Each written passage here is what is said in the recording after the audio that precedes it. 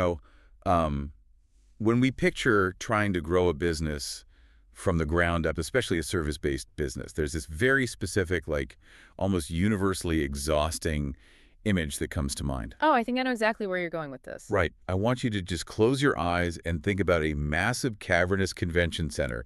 You've got those glaring, humming fluorescent lights beating down. The absolute worst lighting imaginable. Exactly. And you have these endless, labyrinthine aisles of cheap folding tables, all draped in those slightly wrinkled, overly branded tablecloths. Yeah, the ones that never quite fit the table right. Yes.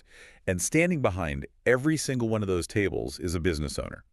They are essentially holding a metaphorical megaphone, desperately trying to flag down any passing consumer who happens to, make accidental eye contact. Yeah. It's the classic trade show hustle, and it is just a grind. It really is. I mean, it's sensory overload for everyone involved. The business owner is fighting for, maybe a fraction of a second of someone's attention? If you're lucky. Right. And the consumer is just trying to survive the onslaught. You are starting from an absolute baseline of zero trust in that room. Zero. Every single person who walks past that table represents a cold lead. You have to prove your competency, your reliability, and your ultimate value in a window of time that usually lasts about 30 seconds. Yeah, 30 seconds before they start looking over your shoulder for the nearest exit. Or the snack bar. Exactly. It's exhausting just visualizing the energy output required for that. I mean, you're handing out these glossy, expensive brochures that deep down, they're probably going to end up in a hotel trash can. Oh, definitely. You are pitching your heart out to people who are entirely overwhelmed, clutching 50 other brochures, and you're just hoping the law of averages works in your favor. It's the ultimate soul-crushing grind of cold lead acquisition. Yeah, it's a numbers game, but a really inefficient one. So here's the question that entirely reframes this picture. Yeah. What if you could just bypass that entire convention center? Walk right past it. Exactly. What if, instead of standing there shouting into the void, hoping to acquire one brand new, terrified client at a time, the actual secret to exponential, sustainable business growth is already sitting quietly in your phone's contact list? No, that is the paradigm shift right there. Right.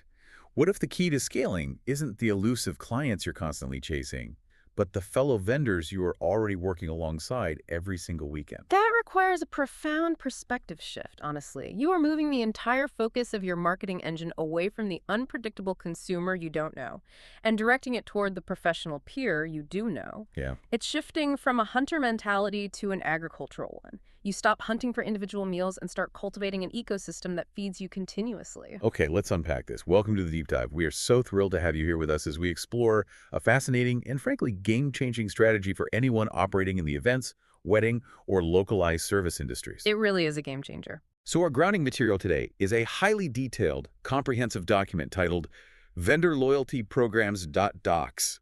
A very literal title, but incredibly dense material. Oh, super dense. Our central mission for this deep dive is to figure out exactly how wedding and event professionals can permanently step off that cold lead hamster wheel and instead build self-sustaining, highly profitable referral ecosystems. Because that's the dream. Right. We are going to look at the psychology, the mechanics, and the technology behind making other businesses your most powerful sales force. The document we are analyzing today lays out a very clear, actionable roadmap for this. It's about moving away from the occasional accidental referral, oh, by the way, I know a guy kind of recommendation. Yeah, the passive stuff. Right. Moving away from that and toward a mechanized, reliable, data-driven growth engine. And we are going to get deep into the operational mechanics of how this works. But I want to explicitly note up front that a major focus of today's deep dive will be exploring how to actually utilize digital platforms for these business purposes. Which is crucial in today's landscape. Absolutely. Specifically, our source material highlights a centralized platform called Weddizer. We'll be looking at how to use that website to essentially automate your growth, manage complex relationships, and even, and this is really cool, find guidance on dealing with incredibly specific wedding events through the article section on their website. Yeah, that niche guidance is huge. It's a localized niche, sure, but the strategies are universal.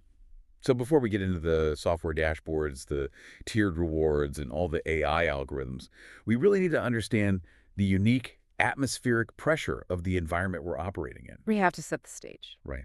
Why does this source material focus so heavily on the wedding and event industry specifically? What is it about this particular space that makes vendor loyalty not just a nice bonus, but absolutely critical for survival? Well, it comes down to understanding the fundamental currency of the wedding and event industry. And that currency is not aesthetics, and it's not even budget. The currency is trust. Trust. Yeah. Let's look at the nature of this market compared to a standard retail model. If you run a bakery or a shoe store or, I don't know, a software company, your entire model is built on repeat customers. Right, you want them coming back every week. Exactly. A customer buys from you, they experience the product, they enjoy it, and they come back next week or next month. You build business to consumer or B2C loyalty over a long period of time through repeated low-stakes interactions. Low stakes being the key there. If a muffin is bad, you're out $4. It's not a big deal. Exactly. But the wedding industry is a completely different animal. For the vast majority of the population, a couple is only going to get married once. Hopefully. Right, hopefully. They're only going to hire a wedding planner, rent a grand venue, or book a high-end photographer for this massive, culturally significant, incredibly high-stakes event one time in their lives. Which means customer lifetime value in the traditional textbook sense of the term is essentially zero. Zero. Yeah. Because once the confetti is swept up and the honeymoon is over, that couple is not coming back to book your banquet hall again next year. Your relationship with them as a primary revenue source is it's permanently over. And that is the exact mathematical problem every event professional faces. If you are purely relying on B2C marketing, meaning you are pouring your budget into advertising directly to newly engaged couples, you are trapped on a perpetual treadmill. You never get to stop running. You don't. You have to constantly, endlessly acquire brand new customers just to maintain your baseline revenue, let alone attempt to actually grow your business. You are starting from zero every single Monday morning. That sounds exhausting. It is. But here is the critical paradigm-shifting insight from our source material. While the couple only executes a wedding once, the vendors execute a wedding every single weekend. Oh, wow. That's the flip right there. The couple is a tourist, but the vendor is a local. That's a great way to put it. The tourist versus the local. The florist, the DJ, the caterer, the lighting technician, they are in the trenches week in and week out. They are experiencing 50 weddings a year, not one. Right. So the psychological shift we need to make here is pivoting our focus from B2C marketing to B2B business to business relationship building. Think about the math for a second. Okay, let's hear the math. If you spend $1,000 on Instagram ads targeting brides, you might, if you're lucky, convert 2 of them into clients. If the algorithm is feeling generous that day? Exactly. They hire you, and then they are gone forever. But if you invest that same energy into building a rock-solid, incentivized relationship with a popular local wedding planner... Oh, I see. That planner doesn't just bring you 1 client. They bring you 10 clients this year, 20 next year, and 30 the year after that. By relying on vendor referrals, you drastically reduce your marketing costs because you aren't paying the algorithms for visibility anymore. You create consistent, predictable lead generation. Yes, and most importantly, you inherit trust. That inheritance of trust is huge. It completely changes the sales dynamic. If I can try an analogy here, ad-based marketing is like handing out those flyers on a busy, rainy street, just praying that someone rushing past happens to be getting married, right, happens to have your specific budget, and happens to need your exact service. Which is incredibly inefficient. Right. But a targeted vendor referral, that is like being invited to an exclusive, intimate dinner party, and the host of the party clinks their glass, points directly at you, and introduces you to the room as their absolute favorite person to work with. Oh, the transfer of credibility in that scenario is instantaneous. When the host introduces you at that dinner party, all the warmth, credibility, and authority that the guests already feel toward the host is immediately transferred directly to you. Click like magic. It really is. You don't have to prove you belong in the room. Your presence is validated just by association. I want you, the listener, to really think about your own purchasing habits for a second, especially when the stakes are astronomically high. Imagine you are spending $50,000 on a single, unrepeatable day. High stakes. There are no do-overs. If the caterer serves cold, undercooked chicken to 200 of your closest friends, or if the photographer accidentally deletes the memory card with the first kiss on it, You can't just ask the venue for a refund and try the whole wedding again next weekend. Oh, no, the moment is gone forever. The event is ruined. So in that high-pressure, emotionally volatile scenario, are you going to place your trust in a random billboard you saw on the highway? Definitely not. Or are you going to trust the venue coordinator, the seasoned professional who has successfully executed 500 weddings at this exact location, when they look you right in the eye and say, listen, this is the absolute best caterer in the city. I've worked with them a dozen times. Their staff is flawless, and they will never let you down. There is zero contest in the mind of the consumer. The peer recommendation obliterates the cold advertisement every single time. And the source material highlights this explicitly, pointing to industry data showing that couples overwhelmingly choose their vendor teams based on inside referrals. It just makes so much sense. It does. When a trusted vendor makes a passionate recommendation, the friction of the sale completely disappears. The couple doesn't feel the need to read 50 Yelp reviews, or agonize over competitor portfolios, or negotiate aggressively on price.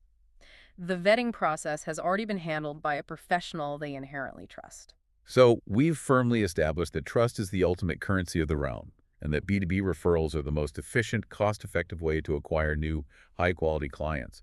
But here's the elephant in the room. Let's hear it. If this is so glaringly obvious, why isn't every single vendor doing this successfully? Because I guarantee for a lot of people listening right now, referrals are just happy little accidents. Yeah, that's the reality for most. You show up, you do a good job, maybe the photographer notices you aren't difficult to work with, and 6 months later they happen to pass your name along to a bride. It's a nice surprise when it happens, but it's entirely unpredictable. And unpredictability is the absolute enemy of scalable business growth. If you are relying on accidental one-off favors from other vendors, you do not have a sustainable business model. You have a reliance on luck. You can't budget on luck. Exactly. You cannot forecast your Q3 revenue based on the vague hope that a DJ remembers your name from a gig back in May. This is where the source material pivots hard from the abstract philosophy of networking to the concrete mechanics of a program. Okay, getting into the weeds. Right. If we want this to work, we have to move away from relying on favors and start building frameworks. Moving from favors to frameworks. I love that. Okay. So how do we actually architect that? The document defines a vendor loyalty program as a highly structured system designed to intentionally reward consistent collaboration. Yes. It's taking that organic, friendly, pat-on-the-back recommendation and putting a rigid, predictable scaffolding around it. The source highlights a few specific core strategies to achieve this. It mentions tiered reward systems, cash or commission incentives, exclusive partnerships, and recognition or branding elements. This represents the transition from being friendly, passive colleagues who just sort of wave at each other across a banquet hall to becoming deeply integrated business partners. Right. A structured system means that when a vendor refers a client to you, they aren't just doing a nice thing. They know exactly what the reciprocal action will be. There's no ambiguity, no awkwardness, and no hoping you'll return the favor someday. The terms of the mutual benefit are clearly defined. Okay, I have to push back here, though. Please do. Because as I was reading through this section of the source material, I felt a genuine sense of friction. Oh, I know what you're going to say. If we are suddenly institutionalizing this, if I am paying strict cash commissions to other vendors or handing out literal digital badges to people just for sending me an email introduction, doesn't this run the risk of feeling incredibly transactional? It's the paying for friends argument. Yes. The event industry is built on passion, artistry, and romance. If I'm paying a florist $500 to recommend my photography, are we just paying for friends? Doesn't the introduction of hard cash cheapen the authenticity of the recommendation in the eyes of the client? It's a very common, very understandable concern. Nobody wants to feel like they are operating a sleazy kickback scheme. Exactly. It feels a little slimy if not done right. But the source material addresses this head-on by emphasizing the economic reality of mutual growth. Look at it from a purely operational standpoint. Okay. If a wedding planner is continually sending you high-paying, ideal clients, they are actively, measurably contributing to your bottom line. They are, for all intents and purposes, functioning as an outsourced sales and marketing team for your business. Right. They are doing the work. They are doing the heavy lifting of lead generation and client vetting. Choosing not to compensate them for that massive tangible value is actually what breeds resentment over time. You know what? When you frame it like that, it makes perfect sense. Right. If I'm a seasoned planner and I've funneled $50,000 worth of booked business to a specific photographer this year, and my only reward is a generic, pre-printed holiday card in December, You're going to be annoyed. I am going to feel entirely undervalued. I'm going to start looking for a different photographer who actually appreciates the financial impact I'm having on their livelihood. Precisely the danger, and the structure of the program itself is what prevents it from feeling like a cheap transaction. The source outlines a tiered system, which is brilliant behavioral economics, honestly. Why is that? Because it moves the relationship through escalating stages of commitment and integration. Let's look at how the document breaks it down into bronze, silver, and gold tiers. Yeah, let's dive into the mechanics of these tiers. The bronze tier is listed as the starting line. The source describes this as offering a basic commission. So just straight, immediate financial incentive, 5%, 10%, whatever the margin allows. And while it might sound overly simple or purely transactional, that immediate financial motivation is absolutely necessary to break the inertia of existing habits. How so? Think about how human beings operate. It takes actual cognitive effort for a vendor to change their routine. If a florist is used to just casually telling a client, "Oh, you should probably Google some local DJs, there are a bunch of good ones," it takes conscious, deliberate effort to instead say, "Stop looking. You need to hire this specific DJ. Let me personally email them right now and connect you." Oh, I see. The bronze tier's basic commission is the financial nudge that justifies that extra 10 minutes of effort. It serves as the catalyst to get them into the habit of actively rather than passively referring you. It's the friction breaker. Here is $100 for taking the time to write a thoughtful introductory email. It validates their time. Exactly. But then the system evolves. We move up to the silver tier, which the text defines as offering an increased bonus plus visibility. The cash percentage going up makes logical sense because they're proving volume. But let's talk about the visibility aspect. It's fascinating. In a crowded, hyperlocal market like wedding events, how is visibility functioning as a reward that sits alongside hard cash? Because in a saturated market, visibility is a form of currency. Let's say you are the owner of a highly sought-after, prestigious, historic venue. You have thousands of Instagram followers, high domain authority on your website, and immense local clout. You're the big dog in town. Right. If you create a silver tier for your top referring vendors, the visibility reward might mean featuring those specific vendors prominently on your own website's trusted partners page, or creating dedicated spotlight posts about them on your social media channels. You are taking your massive, established audience and actively leveraging it to benefit them. So if I'm an independent solo videographer, and I've been grinding away to build my portfolio, having my work suddenly featured on the main feed of the most exclusive, expensive venue in the city is a massive windfall. Massive. That kind of elite exposure could easily bring me organic leads that have absolutely nothing to do with the venue itself. The venue's institutional endorsement acts as a halo effect that elevates my entire brand perception overnight. That's the exact mechanism at play. You are cross-pollinating your audiences in a way that benefits everyone. And then, as the relationship solidifies, the system evolves to the gold tier, which is the absolute apex of the program. The gold tier. The source describes this as unlocking premium benefits and exclusive access. This is where the dynamic fully and permanently shifts from a simple referral transaction to a genuine, structurally integrated partnership. So beyond more money and more Instagram tags, what does a premium benefit actually look like in practice for a vendor? It could be the holy grail of the industry-preferred partner status. Many high-end venues or large-scale event planners operate with a closed vendor list. Right, I've heard of that. If you aren't on the list, you literally cannot work the venue. The client is forced to choose from the pre-approved options. Reaching the gold tier in a venue's loyalty program might grant you that permanent, locked-in status. Which guarantees future revenue. Exactly. Alternatively, it could mean granting a vendor exclusive access to the venue's spaces on off days to shoot stylized editorial content.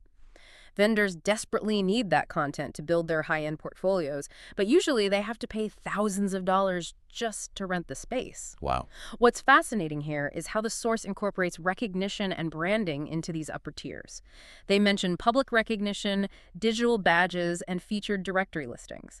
It taps into a vendor's deep psychological need for industry authority and peer respect, not just their desire for a larger wallet. I'm so glad you brought up the psychological element, because I was thinking about the pride associated with that. Imagine being able to put a specialized gold tier partner, the Grand Oak Estate badge, on the footer of your own website. It's a literal mark of excellence. It is. It signals to any prospective client visiting your site that you aren't just some amateur with a camera. You are fully vetted, highly reliable, and deeply respected by the biggest players in the local professional community. It builds instant market authority. Totally. At that gold tier, it is no longer just about the $100 referral fee. It is about your identity and your status within the ecosystem. It entirely elevates the conversation. You are no longer saying, I'll give you a 10% cut if you send a bride my way. You are saying, we are going to build a strategic alliance that permanently elevates both of our brands in this market. We are going to become synonymous with each other. I completely see the vision now. The progression from bronze to gold brilliantly solves the paying for friends dilemma.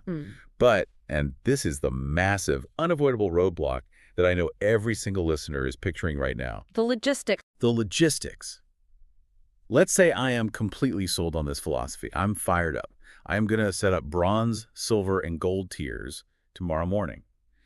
I'm a busy event planner, and I work with, say, 40 different vendors, florists, caterers, bands, lighting techs throughout the year. How on earth do I actually manage this logistical nightmare? If you try to do it manually, you don't. You will fail within the first month. Because imagine trying to calculate all of this on an Excel spreadsheet. Because the florist is bronze, so she gets 5%. But wait, the caterer just bumped up to silver, so he gets 8%. It gets messy instantly. Wait, who actually referred that couple who booked yesterday? Was it the DJ 3 months ago, or did they meet me at an expo? Yeah. Who's supposed to get the digital badge this quarter? Trying to track the origin of every lead, calculate varying commission percentages, and distribute marketing rewards across dozens of independent businesses. You would spend more time managing the administrative overhead of the loyalty program than you would actually planning events. And administrative friction is exactly why 90% of well-intentioned vendor loyalty programs fail before they even generate their first lead. Really? 90%? It's huge. Business owners start with massive enthusiasm. The tracking spreadsheet gets too complicated by week 3, human error creeps in, referral payments get delayed or forgotten entirely, and the whole system collapses under its own weight. To make this a viable, scalable business strategy rather than a massive headache, you must introduce dedicated digital infrastructure. The system has to run itself in the background. Which brings us to the core engine of our deep dive today. The source material is adamant that modern, successful loyalty programs are powered entirely by digital tools. Entirely. And it heavily emphasizes a platform called Weddizer as the ideal ecosystem and CRM, customer relationship management tool that connects all these complex dots. It bridges the vendors, the planners, and the clients, enabling seamless automated collaboration. The text is very careful to present Weddizer not just as a software tool, like a basic calendar app, but as a holistic digital environment. It acts as the centralized nervous system for these localized referral networks. Let's zero in on the practicality of this. I want to make this highly actionable for the listener.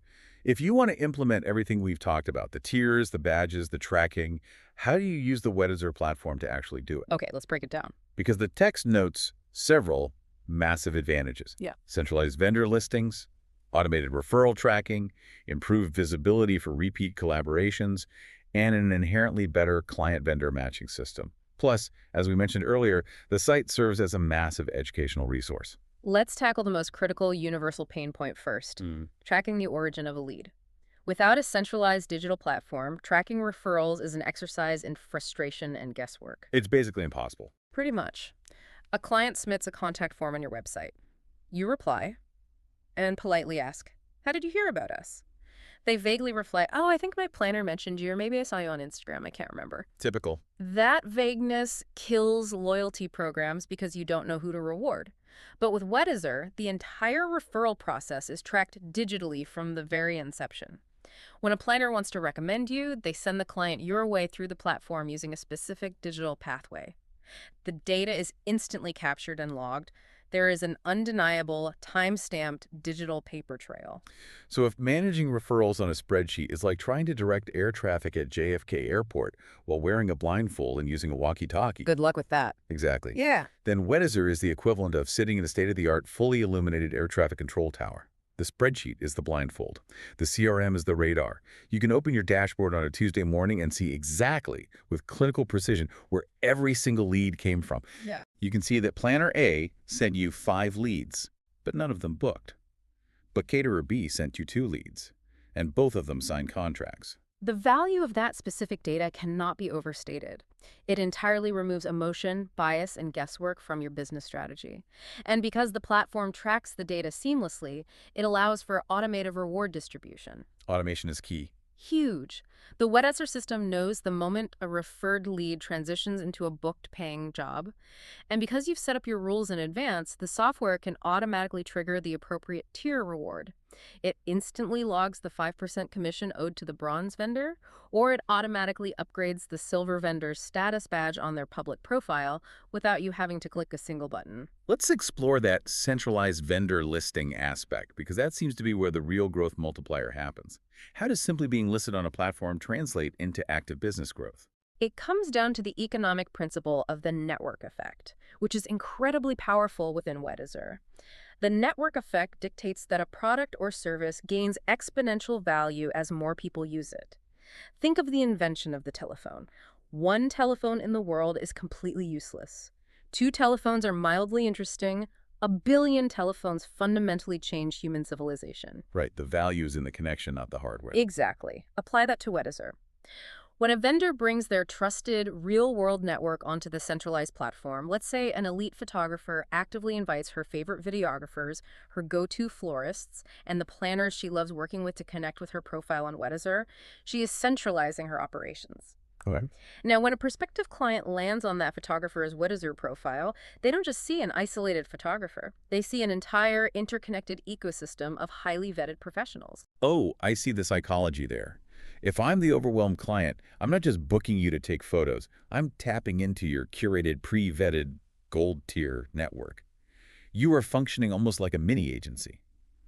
The Weddizer platform visually maps out and represents those trusted relationships to the consumer. It does the heavy lifting for the client's brain. It improves visibility for repeat collaborations because the platform actively highlights vendors who frequently and successfully work together. That is the core of the better client-vendor matching system mentioned in the source.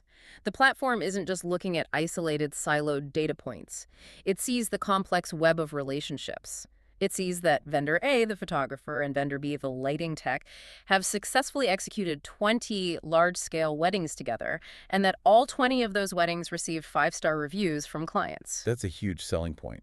It is. That combined, documented track record of teamwork is incredibly appealing to a prospective client. It completely de-risks the hiring process for them because they know they are hiring a cohesive team, not a bunch of strangers who might clash on the day of the event. And beyond just the booking mechanics, I want to touch on the special focus we mentioned earlier regarding the platform's educational resources. Oh, yes, the article section. Right. Weddizer isn't just a cold piece of software.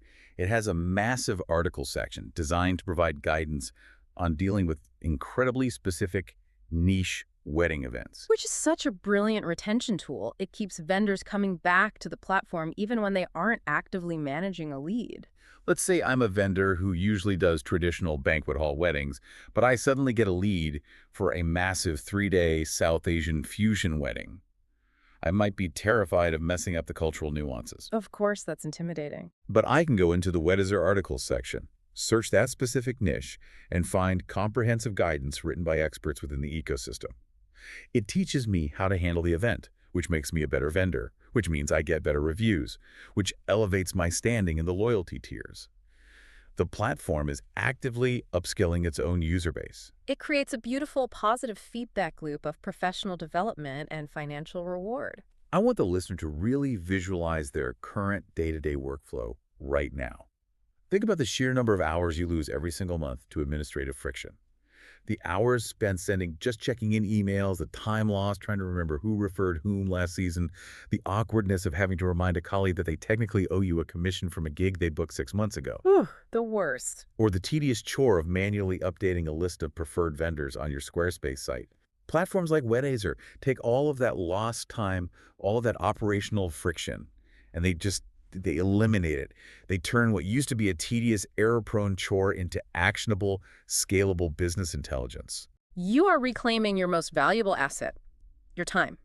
You get to focus your energy back on your actual craft, the photography, the planning, the culinary arts, while the platform works silently in the background to sustain and grow your referral ecosystem. It tracks the origins, manages the complex tier rewards, monitors overall network performance, and provides the analytics. It is a comprehensive, self-sustaining digital framework. But, and this is a massive flashing red light but, Mm-hmm. a powerful tool is only as good as the human being wielding it. Very true. You can have the most advanced, expensive Weddizer dashboard in the world, tracking every single digital click, connection, and cookie. But if there is human error in your underlying relationship strategy, you can still cause your entire meticulously built ecosystem to collapse.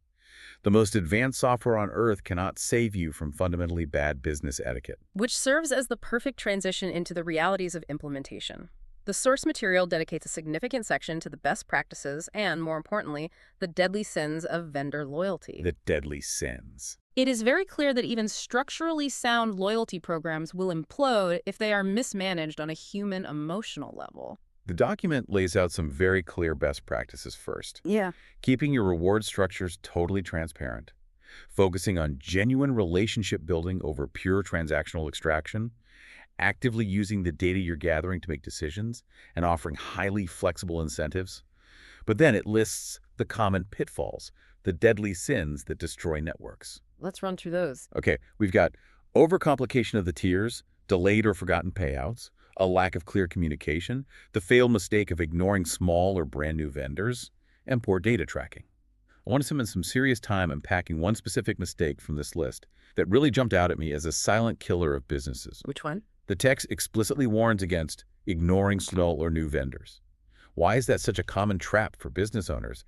And why is it considered a deadly sin for the health of your ecosystem? Well, it's basic human nature to gravitate toward established visible power. If you are the director of a prestigious new venue, you naturally want to partner with the most famous, high-end celebrity wedding planner in your city. You want access to their wealthy clientele and their massive Instagram following. Right, you want the big fish. So established businesses tend to focus 100% of their networking and loyalty program efforts on the big fish. They shower the established legacy vendors with gold tier benefits, free dinners, and constant attention. And in doing so, they entirely ignore the 22-year-old newcomer who is just starting out and trying to get a foot in the door. They ignore the newcomer because, on paper, the newcomer doesn't have the volume yet. They aren't perceived as a valuable revenue-generating asset to the venue. That is the assumption, but it is a profound strategic error. The extreme danger of ignoring the newcomer is that in the localized event industry, today's scrappy small vendor is tomorrow's dominant industry leader. Turnover is that fast? Oh, the wedding industry has incredible turnover rates and periods of rapid, unprecedented ascensions. A young, hungry photographer might struggle to book 10 weddings their first year, but by year 3, they could be the most booked, highest-paid vendor in the entire state simply because they mastered a new social media algorithm that the legacy vendors ignored. Let's create a scenario to really visualize the cost of this. Let's talk about the TikTok famous DJ. We'll call him DJ Spark. DJ Spark. I like it. DJ Spark is 20 years old, he has no industry connections, and he's just mixing tracks in his bedroom and posting them online. He reaches out to Venue A, a legacy establishment, asking to be added to their basic bronze referral tier.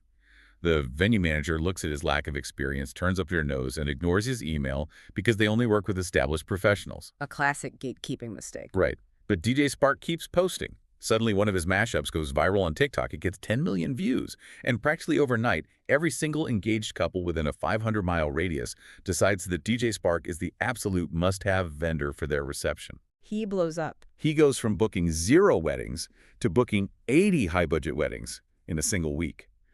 Because Venue A ignored him, rejected him, and treated him poorly when he was small, DJ Spark is never, ever going to recommend Venue A to his massive new client base. Why would he? He is going to recommend Venue B, the slightly smaller venue that actually took a chance on him, replied to his email, and put him in their bronze tier 6 months ago. Venue A has entirely locked themselves out of his explosive multi-million-dollar growth curve purely out of snobbery. And that scenario plays out constantly. When you gatekeep your loyalty program too aggressively, you artificially stunt the growth of your own referral ecosystem. The newcomers, the DJ Sparks of the world, are almost always the most eager to prove themselves. Because they have something to prove. Exactly. They are fiercely loyal to the businesses that give them a chance early on, and they are the most hyperactive in referring business back to you because they are desperately trying to build their own professional network.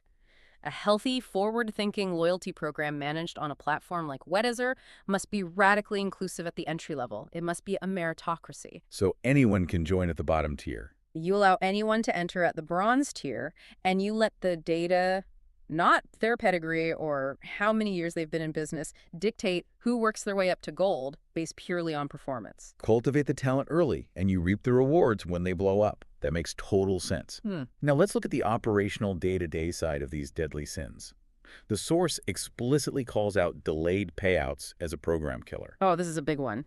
I really want to highlight the fatal flaw of this, because it seems like a minor administrative hiccup, but it's actually catastrophic. If you promise a vendor a $200 commission for a referral, and that client signs the contract and pays the deposit, you need to pay that commission to the vendor immediately, not next month, not at the end of Q3, immediately. Absolutely. If you delay it, if you force that vendor to chase you for their own money, if they have to send 3 awkward reminder emails, you aren't just being administratively slow, you are fundamentally breaking trust. Trust is incredibly fragile, especially when money is involved. If the entire philosophical premise of your loyalty program is mutual growth and partnership, a delayed payout feels like a direct betrayal of that premise. It sends a very loud, clear message to the vendor that their contribution is an afterthought to you. It's insulting. It is. Your actions are saying, I care about the client's money, but I don't care about your reward. And in an industry that is built entirely on localized reputation and word of mouth, a vendor who feels slighted or disrespected is not only going to immediately stop referring you, they are highly likely to actively warn other vendors against working with you. That's where the automation saves you, right? The automation provided by platforms like Weddizer is the ultimate safeguard here. Because the software monitors the contract signing, it can trigger the payout or log the reward instantaneously, completely removing the human bottleneck of, I forgot to run payroll this week. Let's pivot away from the sins and look at optimizing the program for maximum impact. The text heavily stresses the concept of flexible incentives. It notes that rigidly sticking to just one type of reward is a mistake, and that mixing financial and non-financial benefits is the key to a thriving network. Why does flexibility matter so much when dealing with dozens of different businesses?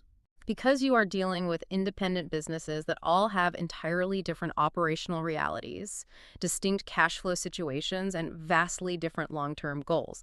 Let's look at the extremes. Okay. A massive, high-end, multi-million-dollar catering company might not care at all about a $100 referral fee from a solo photographer.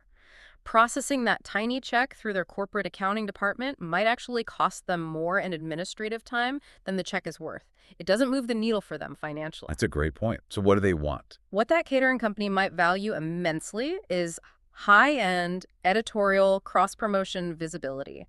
They might want the photographer to provide them with 20 fully edited, watermark-free images of their food to use in a national magazine ad campaign. They want the prestige, the brand alignment, and the marketing assets.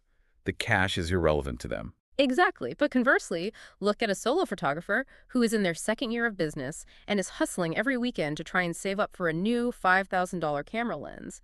That photographer is going to vastly prefer the immediate hard cash commission over a digital badge or an Instagram shout-out. Cash pays for the lens. Yep. A badge doesn't. Cash solves their immediate operational bottleneck. If your loyalty program is rigid, if you arrogantly decide that everyone gets a 5% commission or everyone gets a digital badge, regardless of what they actually need, you will alienate a massive portion of your potential network. Flexibility ensures that the carrot you are dangling actually motivates the specific partner you are trying to reach. That requires really deeply knowing the pain points of your network. Which brings us to the final and perhaps most important best practice listed in the source. Use data to optimize programs. The data is everything. If you are using Weddizer effectively, you aren't flying blind anymore. You have a dashboard full of rich analytics. But for a business owner who maybe isn't a data scientist, how should they actually analyze those referral trends? What specific anomalies or patterns are they looking for when they log in? You are looking for the discrepancy between perception and reality. The data is there to correct your human biases. For example, the analytics dashboard is the only way to accurately identify your silent champions. Silent champions. That is a fantastic phrase. I want to spend some time on this. What exactly is a silent champion? A silent champion is a vendor who refers business to you constantly, reliably, and highly effectively, but they never make a big deal out of it. They aren't loud, they aren't demanding, they just put their head down and do the work. Let's build a narrative around this to really make it stick. Let's imagine Sarah. Sarah owns a boutique catering company. Sarah is phenomenal at cooking, but she is terrible at social media. We all know Sarah. We do. She doesn't have a flashy Instagram, she doesn't go to the loud industry networking mixers, and she never asks you for favors. She just quietly cooks amazing food. But because her food is so good, every time she does a tasting with a couple, they ask her for recommendations. And every single time, Sarah quietly writes down your name as the best wedding planner in town and hands it to the bride. Exactly. Now, in a world without data tracking, Sarah goes entirely unnoticed. Because she isn't loud, you don't perceive her as a major player. Meanwhile, you have another vendor, let's call him Flashy Photographer Phil. Flashy Phil? Flashy Phil tags you in Instagram stories every day. He sends you loud voice memos, and he is always talking about how you guys need to collaborate. Phil sends you one referral all year, and it turns out to be a low-budget client who is